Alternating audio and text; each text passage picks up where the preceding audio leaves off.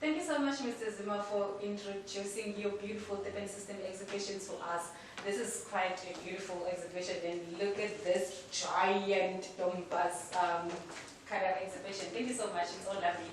And furthermore, Mr. Zuma, would you please, now that I'm falling in love with your museum, and I hope the rest of people also fall in love with your beautiful exhibition, would you please tell us more about the programs that you actually offer, that your museum offers?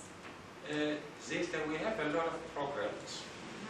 One, we get school kids who visit us here, Yes. and we take them through because we like them to understand what life was like before 1948 and how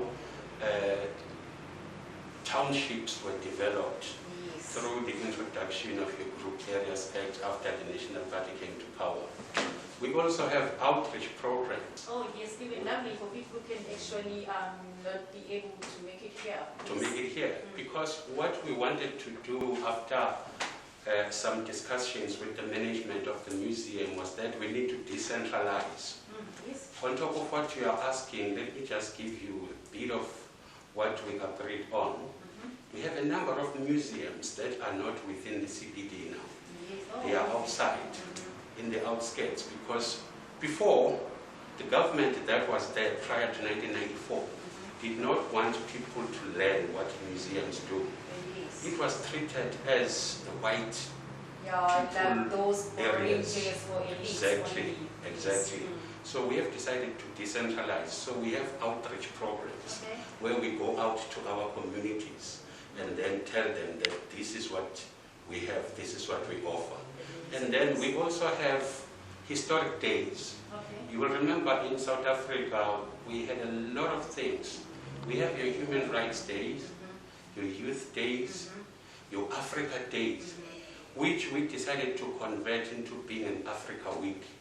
So we tell kids how it started, how it all started, that we now have your African Union. Yes. So we decide where I used to say you can connect everything to anything.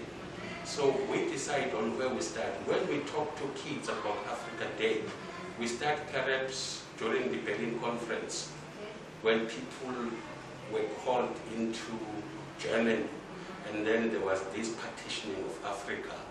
And we tell them that what worries us is that our continent was divided in Berlin, but we did not have representatives from this continent.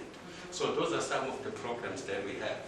We have quite a lot. And then your Liberation Heritage Food programs, where we want to document each and every one that played a role in terms of ensuring that we have what we have now.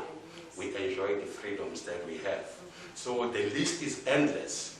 It's just that when we were dealing with those programs, then we had the COVID-19 hitting our shores, and then we had to halt them.